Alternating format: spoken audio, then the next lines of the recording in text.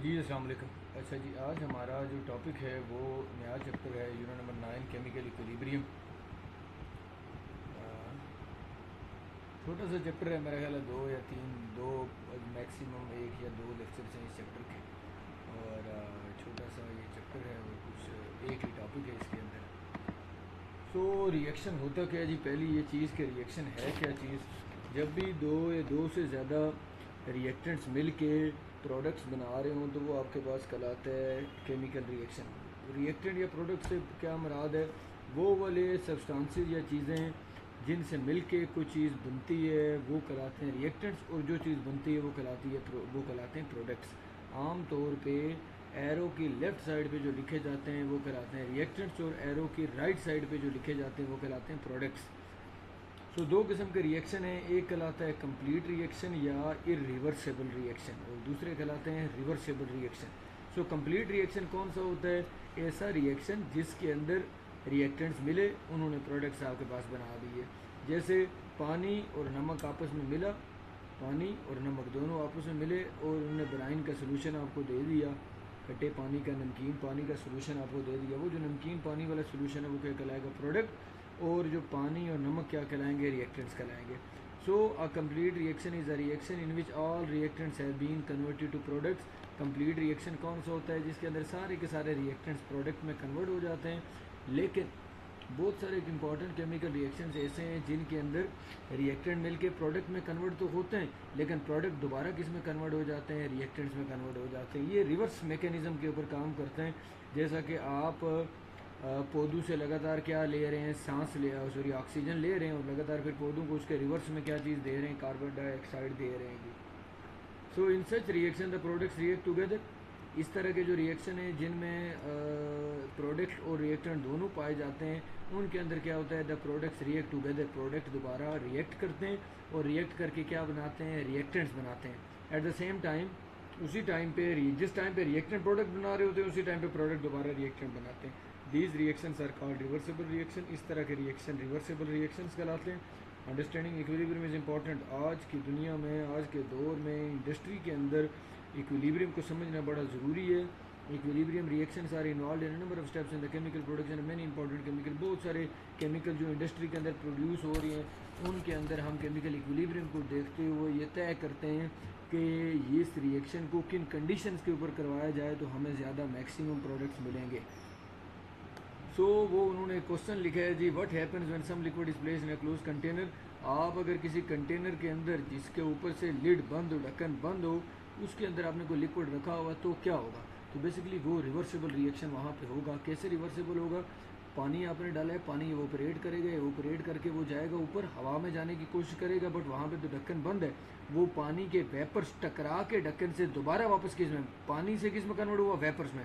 That is the forward process, जिसके अंदर reactant product बना रहे हैं। यानी वाटर क्या बना रहा है? वाटर क्या होगा आपके पास? रिएक्टेंट। और वेपर्स क्या है आपके पास? प्रोडक्ट। लेकिन वो ढक्कन से टकरा के वो वेपर्स दोबारा किस में कन्वर्ट हो रहे हैं? रिएक्टेंट्स में कन्वर्ट हो रहे हैं, दोबारा पानी में कन्वर्ट हो रहे हैं। So that is also an example of reversible reaction. Some of the liquid changes physically as it evaporates. तो उन्होंने लिखा भी और मजीद इसी की एक्सप्लेनेशन के कुछ लिक्विड जो हैं वो चेंज कर देते हैं अपनी फिजिकल स्टेट। लिक्विड से गैस फॉर्म में चले गए। व्हेन मोर लिक्विड एवोपरेट्स, जब ज़्यादा लिक्विड एवोपरेट करेंगे, सम ऑफ द वेपर कंडेंसेस, कुछ वेपर्स कंडेंस दोबारा ठंडे होके आपस में टकराव की वजह से होके, सरफेस ऑफ लिक्विड के ऊपर टकराव की वजह से होके या ढक्कन के साथ टकराव की वजह से होकर दोबारा लिक्विड में कन्वर्ट हो जाएंगे। फाइनली एक टाइम ऐसा आएगा कि जितने मालिक्यूल्स लिक्विड से वेपर्स में जा रहे हैं उतने मालिक्यूल दोबारा वेपर से किस में आ रहे हैं? लिक्विड्स में आ रहे हैं। तो ये वाली स्टेज जहाँ पे दोनों प्रोसेस, दोनों मैकेनिज्म्स आपस में उनकी रेट या स्पीड सेम हो जाती है, वो आपके पास कहलाते हैं इक्विलिब्रियम। आपके पास कहलाएगा इक्विलिब्रियम पे बेसिकली फॉरवर्ड और बैकवर्ड चेंजेस वो दोनों एक जैसी, जो फॉरवर्ड साइड पे और रिवर्स साइड पे जो तब्दीलियाँ हो रही हैं वो एक जैसी हो रही होती हैं, बट उनके अंदर जो डायरेक्शन होती है वो अपोजिट होती है, बाकी उनकी स्पीड एक जैसी होती है। नीचे आप देख सकते हैं लिक्विड, और ये जो दरमियान में half headed double sided arrow है, ये आपके पास एरो किसके अंदर दिखाया जाता है? रिवर्सिबल रिएक्शंस के अंदर। नॉर्मल जो रिएक्शंस होते हैं जिन्हें इनकम्प्लीट रिएक्शन या इरिवर्सिबल रिएक्शन बोला जाता है, उनके दरमियान में रिएक्टेंट और प्रोडक्ट के दरमियान में पूरा एरो डाला जाता है, और आमतौर पर वो रिएक्टेंट से प्रोडक्ट की साइड पे जा रहा होता है। अब यहाँ पे अगर आप देखें तो आपको इस रिएक्शन को देख के समझ आ जानी चाहिए कि लिक्विड लेफ्ट साइड पे लिखा हुआ है, so these are the reactants, और वेपर्स राइट साइड पे लिखा हुआ है, these are the products. Many chemical reaction do not end, बहुत सारी केमिकल रिएक्शन ऐसे हैं जो रुकते नहीं हैं। इन सच रिएक्शन क्यों नहीं रुकते? The conversion of reactant into products and the conversion of products into reactant can occur simultaneously, क्योंकि इस तरह के रिएक्शन के अंदर रिएक्टेंट मिलके प्रोडक्ट और प्रोडक्ट दोबारा रिएक्टेंट बना रहे होते हैं लगातार साइमल्टेनियसली इकट्ठे। So a reaction in which the product can react together, ऐसा रिएक्शन जिसके अंदर प्रोडक्ट दोबारा रिएक्ट करके अपने साथ क्या बनाते हैं, to form the original reactant, अपने जो ओरिजिनल जिन रिएक्टेंट से वो प्रोडक्ट बने थे वो दोबारा बनाएं, वो आपके पास क्या कहलाता है? Reversible reaction. Reversible reaction proceed in both the forward and reverse direction. Reversible reaction में फॉरवर्ड साइड भी हो रही होती है, यानी रिएक्टेंट प्रोडक्ट भी बना रहे होते हैं, और रिवर्सेबल रिएक्शन के अंदर दोबारा रिवर्स डायरेक्शन भी हो रही होती है, क्योंकि उसमें प्रोडक्ट दोबारा क्या बना रहे होते हैं? रिएक्टेंट। और दोनों के लिए कंडीशन सेम चाहिए।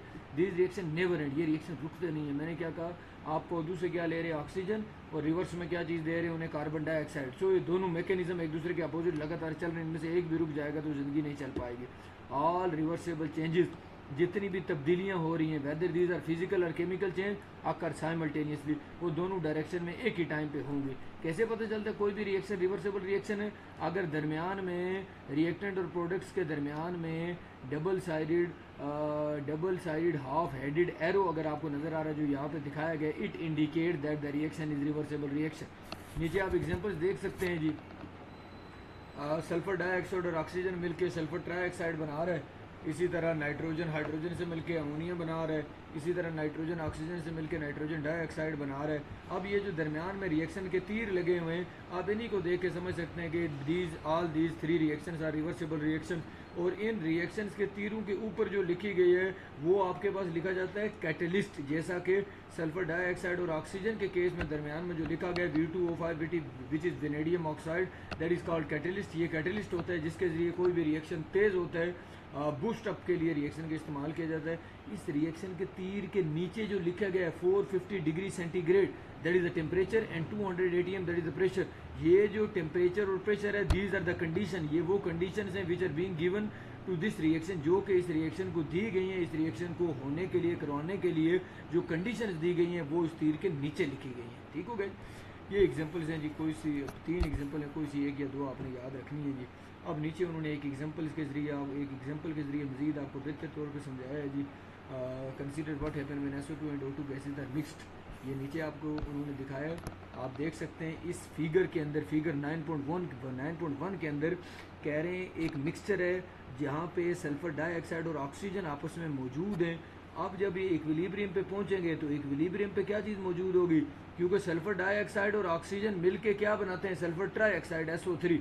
तो अब इक्विलिब्रियम पे पहुंच के, क्योंकि हम नॉर्मली क्या होता था, रिएक्टेंट मिलके प्रोडक्ट बनाते हैं, रिएक्शन स्टॉप, बट रिवर्सिबल के अंदर क्या हो रहा है? रिएक्टेंट मिलके प्रोडक्ट बना रहे हैं और प्रोडक्ट दोबारा क्या बना रहे हैं? रिएक्टेंट। इसका मतलब है कि रिवर्सिबल रिएक्शन अगर होगा तो उसके इक्विलिब्रियम पे रिएक्टेंट्स भी मौजूद होंगे और प्रोडक्ट्स भी मौजूद होंगे। जैसा कि यहाँ पे ऊपर 3 रिएक्शंस हैं, मैं इनमें से आपसे पूछूं कि तीसरे वाले में इक्विलिब्रियम पे पहुँच के कौन सी चीज़ रह जाएगी, तो आपने क्या लिखना है? N2, O2, NO2, या 2 भी साथ में डालना चाहते हैं, कोई मसला नहीं। तो इसका मतलब है कि ये रिवर्सिबल रिएक्शन के अंदर जब रिएक्शन इक्विलिब्रियम पे पहुंच जाएगा तो हाली रिएक्टेंट या हाली प्रोडक्ट नहीं होंगे, बल्कि आपके पास रिएक्टेंट भी मौजूद होंगे और प्रोडक्ट भी मौजूद होंगे। इट्स मीन के ये जो तीसरे वाला रिएक्शन है, अगर मैं ये कहूँ कि इसके लिए इक्विलिब्रियम पे कौन कौन सी चीज़ें मौजूद होंगी, you will say that nitrogen, oxygen and nitrogen dioxide. तो कोई भी केमिकल रिएक्शन है जो कि रिवर्सिबल रिएक्शन है, उसके इक्विलिब्रियम पे रिएक्टेंट एंड प्रोडक्ट दोनों मौजूद होते हैं।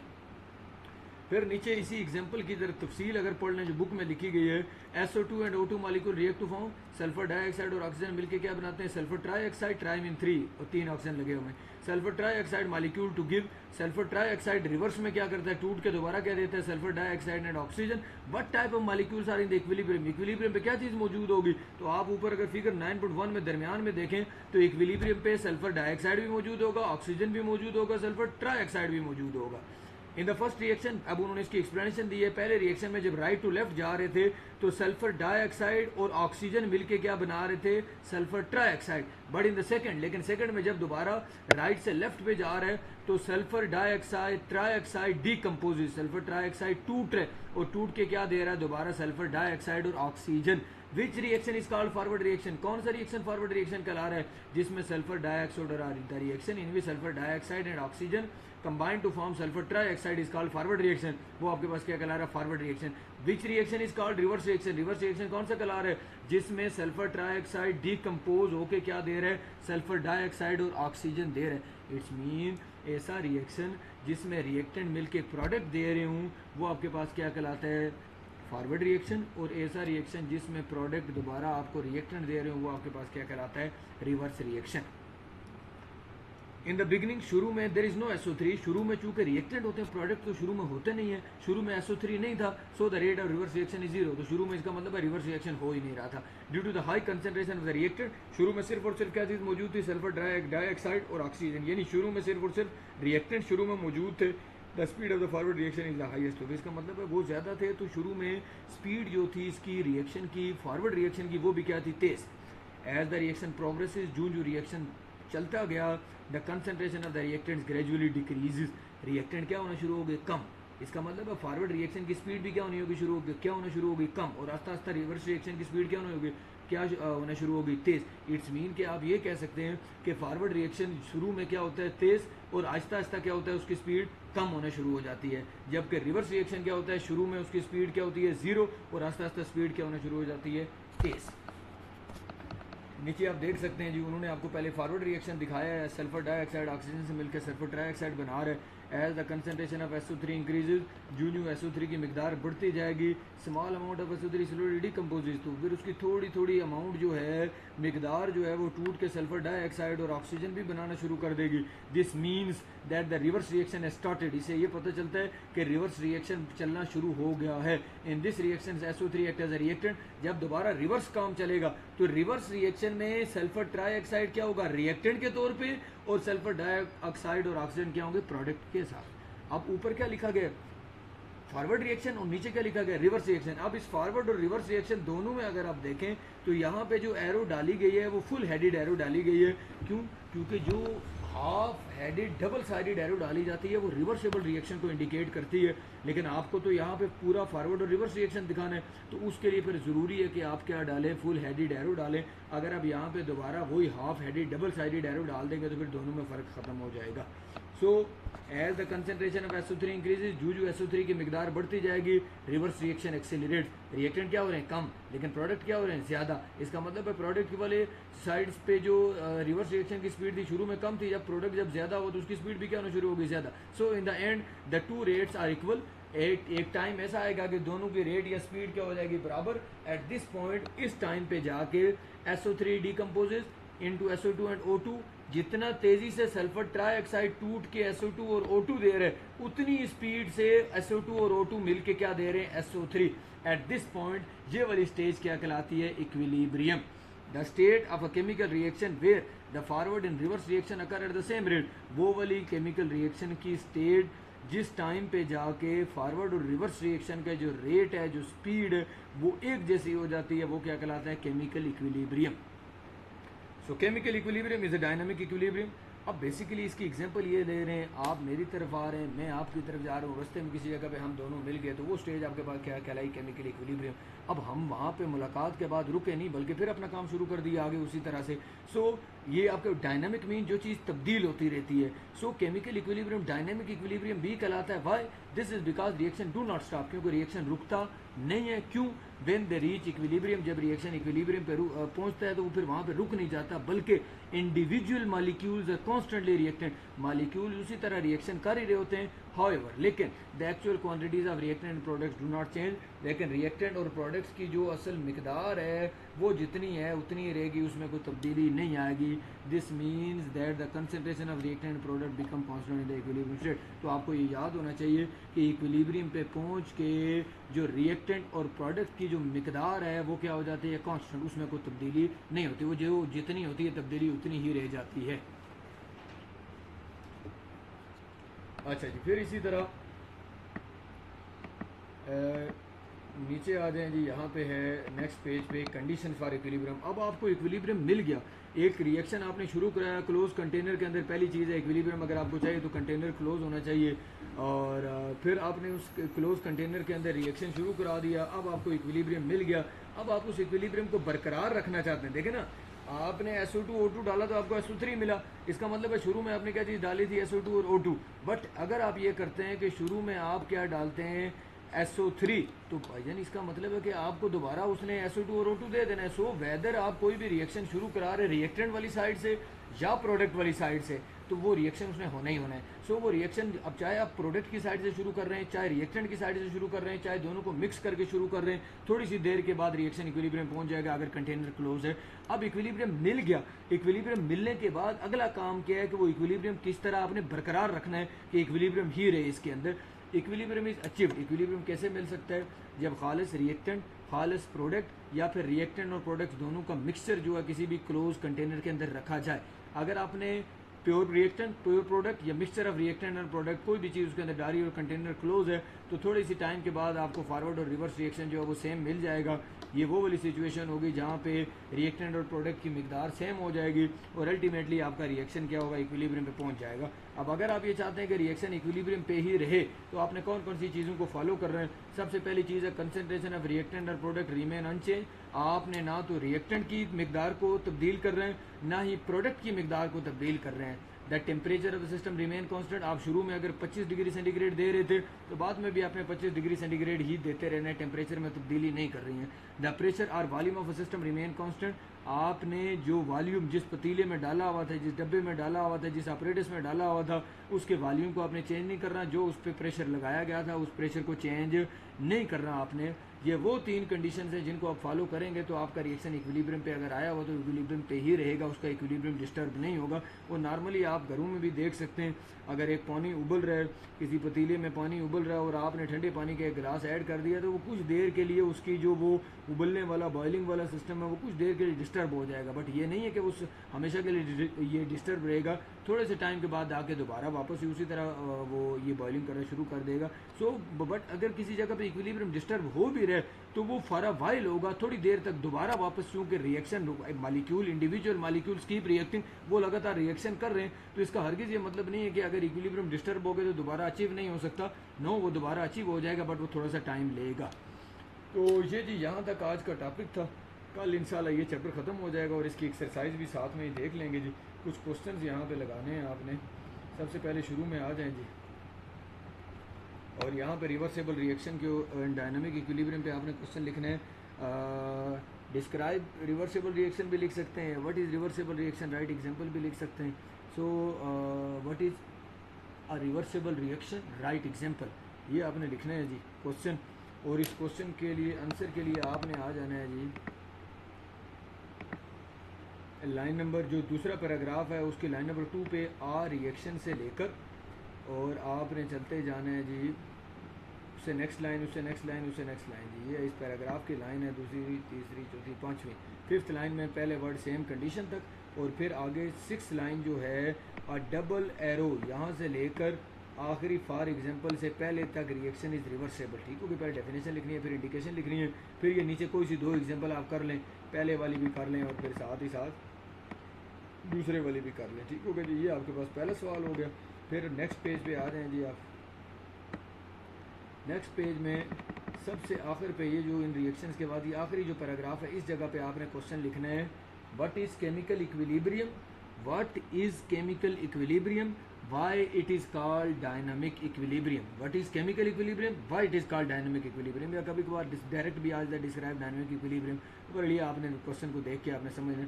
So what is chemical equilibrium, why it is called dynamic equilibrium. इसके लिए आपने लाइन नंबर 3 में ऐसे शुरू कर रहे हैं और सेकंड लास्ट लाइन में आपने यहाँ तक डू नॉट चेंज तक आपने लिखना है। और इसकी अगली जो लाइन आखिरी है, इसमें आपने ये चीज़ MCQs में आती है, उसको आपने याद रखना है जी। किस चीज़ को याद रखना है कि concentration of reactants and products ये हमेशा इक्विलिब्रियम पे पहुँच के क्या रहती है, कांस्टेंट। इक्विलिब्रियम पे पहुँच के कांस्टेंट रहने वालों में, रहने वाली चीज़ों में से एक चीज़ क्या है जी, कंसनट्रेशन, वेदर वो रिएक्टेंट्स की है या प्रोडक्ट्स की है। फिर जी अगले पेज पे आपने आ जाना है जी, यहाँ पे आपने क्वेश्चन लिखना है, राइट कंडीशंस फॉर इक्विलिब्रियम। ठीक हो गया जी, राइट कंडीशंस फॉर इक्विलिब्रियम। और नीचे आपने ये तीनों जो कंडीशन हैं ये आपने लिख देनी है, पहली, दूसरी और तीसरी, ये 3 कंडीशन आपने लिख लेनी है जी नीचे। और इसके अलावा ये 3 क्वेश्चन हैं। और बाकी ये society science and science titbits जो है यहाँ पे दी है पिछले पेज पे, इसको भी एक नज़र डाल दें। व्हेन फिजी ड्रिंक, ये जो आप घरों में कोल्ड ड्रिंक्स नॉर्मली आप पीते हैं, कह रहे हैं जब इन ड्रिंक्स को बनाया जाता है कार्बन डाइऑक्साइड इज डिसॉल्व्ड, तो वो उस ड्रिंक के जो लिक्विड है उसके अंदर कार्बन डाइऑक्साइड को डाला जाता है और साथ ही साथ प्रेशर के साथ डाला जाता है और ऊपर से बोतल को सील कर लिया जाता है। When you remove lid off the बोतल, जो ही आप बोतल खोलते हैं एकदम आपको आवाज़ आती है, वो गैस बाहर निकलती है, वो कार्बन डाइऑक्साइड के बबल्स हैं जो कि हाई प्रेशर से लो प्रेशर में इन्वायरमेंट में आते हैं। When you put the lid back, जब आप दोबारा ढक्कन रख देते हैं, द बबल स्टॉप, तो कार्बन डाइऑक्साइड के जो बनने वाले बबल हैं वो क्या हो जाते हैं, रुक जाते हैं। This is due to the following equilibrium, वो जो बबल्स ऊपर बन रहे होते हैं, वैसे ही बोतल को हिलाएं तो बबल बन रहे होते हैं ऊपर, वो बबल्स खत्म हो जाते हैं जब दोबारा आप ढक्कन रखते हैं, बिल्कुल स्टेबल हो जाती है जी। ये होता क्यों है, कार्बन डाइऑक्साइड गैस से कार्बन डाइऑक्साइड, पहले वो कार्बन डाइऑक्साइड गैस बनती है, कार्बन डाइऑक्साइड गैस है जब आप ढक्कन लगाते हैं तो दोबारा पानी में मिक्स हो जाती है, इसलिए उसके साथ क्या लिखा गया, AQ, पानी में लिक्विड में जो उस कोल्ड ड्रिंक का लिक्विड है। ना forward reaction happen during manufacturing, forward reaction कब बनता है, होता है जी जब आप गैस उसके अंदर डाल रहे होते हैं लिक्विड के अंदर। And the reverse reaction happens, और रिवर्स रिएक्शन कब होता है, जब आप उस लिक्विड के अंदर से दोबारा जो है गैस को ढक्कन हटाते हैं और उसके अंदर से गैस निकलती है, तो वो आपके पास रिवर्स रिएक्शन के दौरान एक्वस सोल्यूशन से वो किस फॉर्म में दोबारा कन्वर्ट होती है, गैसियस फॉर्म में कन्वर्ट होती है। ठीक हो गया जी, ये जनरली आपने इसको वैसे देख लेना है। और बाकी ये आज के सवाल हैं, 1 2 3 क्वेश्चन हैं जी, ये आपने लिखने और आंसर भी मैंने आपको लिखवा दिए। कल का टॉपिक हमारा छोटा सा रह जाएगा, जो आधा सा पेज है वो इसलिए आज नहीं करवाएगा, वो कल लेगी दफ़ा साथ में एक्सरसाइज भी हो जाएगी और ये चैप्टर आपका ख़त्म हो जाएगा। ठीक होगा जी, थैंक यू वेरी मच।